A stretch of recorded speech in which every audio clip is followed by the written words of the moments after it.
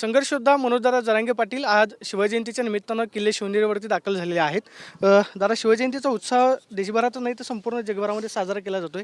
आंदोलनाच्या निमित्तानं तुम्ही किल्ले शिवनेरीवरती आलेला होता, तिथली माती तुम्ही कपाळाला लावलेली होती. आज जयंतीच्या निमित्तानं तुम्ही किल्ले शिवनेरीवरती आलेला आहात. काय आजचा संकल्प आहे? त्यावेळेसचा अनुभव आहे की ही पवित्र या ठिकाणी जर माती कंपाळी लागली तर यश मिळतं.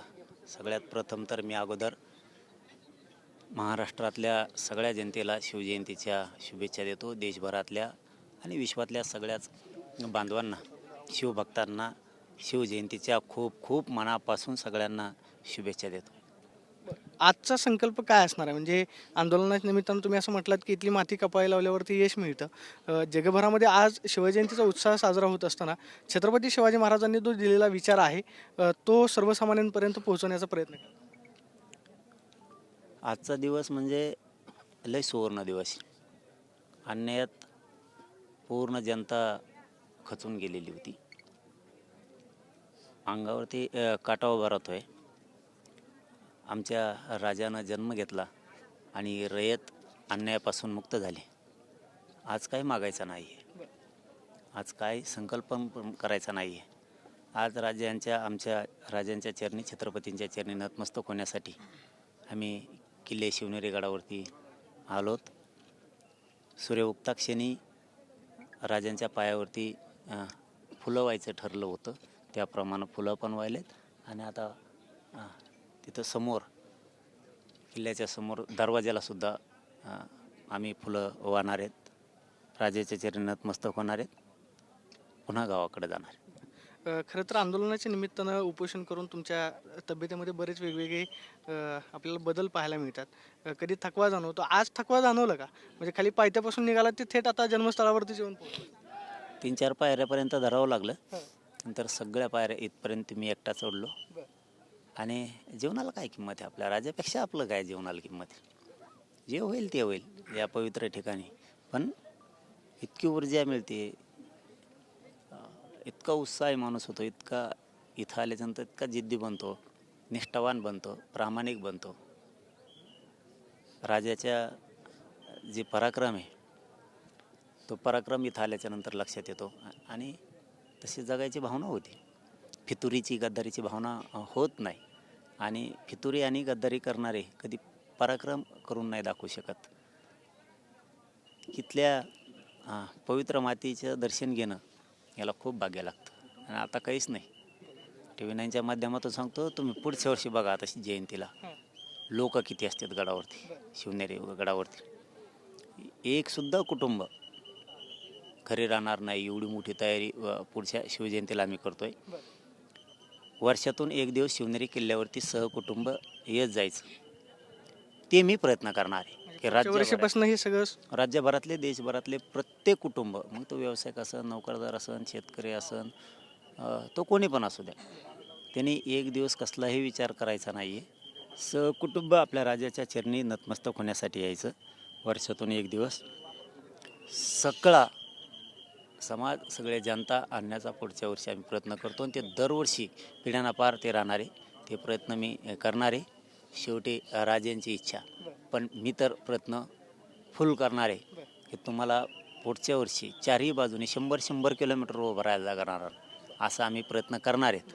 पण शेवटी आता प्रयत्न करणं माझं काम आहे. पण सहकुटुंब मात्र शांततेत सगळ्यांनी यायचं आहे. इथं मायमावल्या आपल्या करोडोच्या संख्येने येत आहेत. पोरं गोंधळ करतात म्हणून मायमावले येत नाहीत. आणि एकदा जर संदेश गेला की पोरं मायमावल्यांचं रक्षण करणार आहेत, त्यांना पाणी कमी पडलं, जेवण कमी पडलं देणार आहेत, त्यांना गडापर्यंत आणणार आहेत, गडाच्या खालपर्यंत खालीसुद्धा न्यायलासुद्धा मदत सहकार्य करणार आहेत, हे ज्यावेळेस घराघरात माहीत होईल त्यावेळेस एक बी मायमावली घरी राहणार नाही आहे. आपल्या राजाच्या, छत्रपतींच्या चरणी नतमस्तक होण्यासाठी येईल. कारण आपल्या कंपाळी कुंकू राजांमुळं आहे. आपल्याजवळ वैभव आहे, पैसा आहे, बंगले आहेत, गाड्या आहेत, आपण व्यावसायिक आहेत, राजकारणी आहेत, आपण कोण कोण नोकरीत येत ना, हे फक्त राजांमुळं. राजेच नसते तुम्हाला, मला नोकऱ्या नाही, पैसे नाही, हे वैभव उभे राहिलं नसतं, कंपाळी कुंकू पण नाही आणि विषयच संपले होते सगळे. मग त्या राजांच्या चरणी यायला आपल्याला जमिनी पण राजांमुळंच राहिल्यात, प्रॉपर्ट्या आहेत त्यांच्यामुळं आहेत. आपण आज आनंदी सुखी जगतोय राजांमुळेच आहेत. आणि त्यांच्या दर्शनासाठी आपण वर्षातून एक दिवस शिवनेरीवरती येऊ शकत नाहीत, ही खूप मोठी शोकांतिका आहे. म्हणून आम्ही आता ती मोहीमच हातात घेतली.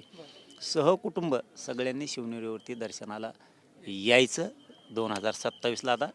आणि तुम्ही पुढच्या वर्षीचं बघा, म्हणजे जरी आता सगळ्यांचं दर्शन इथं प्रत्यक्षात झालं नाही, पायथ्याला कुठेही हात लागू द्या पवित्र ठिकाणी, तरी आपण आपलं आयुष्य, आपलं जीवन धन्य झालं म्हणून समजायचं. याच्यापेक्षा मोठं पुण्य नाही, याच्यापेक्षा मोठा पराक्रम नाही. आणि आपल्या जीवनात येऊन आपण हे केलं पाहिजे. इथं दगडाच्या का होईना पाय पडून आपण वापस गेलो पाहिजेत, अशी पुढच्या वेळची तयारी होणार आहे. शक्यतो पायीची तयारी करतो आम्ही, पण बघू आता वेळेवरती काय होईल. आंतरवालीपासून ते इथपर्यंत मराठवाडा, तिकडचा पूर्ण, परत विदर्भ येतो, काही पश्चिम महाराष्ट्रातले जिल्हे येतात पायी येण्यासाठी, बाकीचे डायरेक्ट इथं पण येऊ शकतात. चाललंय मग आता गाड्याने यायचं ठरवत आहे का कसं, पण आमचा तरी संकल्प आहे की पायी 7-8 दिवस का लागा ना, सगळ्यांनी पायी निघायचं. खरंच छत्रपती शिवाजी महाराजांची तुलना जी आहे ती जगातल्या कुठल्याच राजाशी किंवा सरदाराशी होऊ शकत नाही. अलीकडच्या काळामध्ये छत्रपती शिवाजी महाराजांची अनेकांशी तुलना केली जाते. काही दिवसांपूर्वी आपल्याला माहिती आहे की छत्रपती शिवाजी महाराजांची थेट टिपू सुलतानबरोबर तुलना करण्यात आली. या सगळ्यांना नक्की काय सांगाल की छत्रपती शिवाजी महाराजांचा पराक्रम असेल किंवा मग त्यांचं कार्य जे आहे त्याची तुलना कोणाशी होऊ शकत? महाराजांची तुलना करतेच कसं मला कळत नाही. इतके कसे नपुसक विचारांचे लोक आहेत, मला काहीच कळत नाही. छत्रपतींचं बरोबरी नाही कोणी करू शकत आहे, विश्वावर नाही करू शकत कोणी, तर बाकीच्याचं काय. पण आता हे काय राजकारणासाठी काही बोलणार, कोणाला खुश करण्यासाठी. तुम्ही राजकारणासाठी करावं, पण राजेंची बरोबरी कोणाशी तुलना करू नये. अजिबात करू नये. आपण तर त्या दिवशीच निषेध केला या विषयाचा. त्यानंतर मग अलीकडच्या काळामध्ये महाराजांचं नाव घ्यायचं, धर्माधर्मामध्ये भांडण लावायची, हे सगळे प्रकार सध्या होताना पाहायला मिळतात. छत्रपती शिवाजी महाराजांचा सर्वधर्म समभावाचा जो विचार होता तो आज कुठेतरी राजकारणासाठी वापरला जातोय. तेच आपल्या गोरगरिबांच्या लक्षात आलं पाहिजे, जनतेच्या, देशभरातल्या, हिंदुस्थानमधल्या, सगळ्या महाराष्ट्रातल्या, की हे राजकीय स्वार्थापोटी हे करतायत. परंतु आपण सुद्धा जागरूक झालं पाहिजे ना, आपण सुद्धा जागरूक झालं पाहिजे. कोणी आपल्याला बोलू नाही बोलू, आपल्या राजाच्या चरणी नतमस्तक व्हायला जर आपण गेलो तर त्यांच्यावरती ऑटोमॅटिक दबाव राहतो की लोक आपल्या पुढचे झाले. आता जसं की मी आज आलो ना, तर मी रस्त्याने बघितलं, 3 वाजल्यापासून मी प्रवासात आहे, मी बघितलं लोक राजांच्या चरणी नतमस्तक होत आहेत आणि जात आहेत. काही घेणं नाही कोणाचं त्यांना, कोणाचं कांचा राजकारणी, कोणाचं काय, ते नतमस्तक होणं लय गरजेचं आहे. आणि पुढच्या वर्षी आपण दर्शन घेतल्याच्या नंतर एकत्र जमू 1-2 घंटे दरवर्षी, आणि मग वापस जायचं सगळ्यांनी, तोवर जायचंच नाही. आणि पायथ्याला होईना माथा टेकविल्याशिवाय कुणीही वापस फिरायचं नाही. थोड्या वेळात राज्याचे मुख्यमंत्री येणार आहेत, तोपर्यंत थांबणार आहेत की मग फुलं टाकल्यानंतर तुम्ही थेट गडावर? मी आता सूर्य उगला की दरवाजाला आम्ही मुख्य दर्शन जन्मस्थळाचं घेतलं आहे राजेंच्या. आता फक्त सूर्य उगण्याची आम्ही वाट बघतोय. फुलं दरवाजाला वाहणार, नतमस्तक होणार आणि आम्ही लगेच जाणार. आपण पाहतोय की पुढच्या वर्षीची शिवजयंती जी आहे ती किल्ले शिवनेरीवरती उत्साहामध्ये साजरी केली जाईल. तो पुढच्या वर्षीचा संकल्प असेल आणि राज्यातल्या सहकुटुंबासहित किल्ले शिवनेरीवरती पुढच्या वर्षी अभूतपूर्व गर्दी पाहायला मिळेल, अशी प्रतिक्रिया मनोज जरांगेंनी दिल्यास पाहायला मिळते. Camera person Rohit Sonu, Pradeep Kapse, TV9 Marathi, किल्ले शिवनेरी, जुन्नर.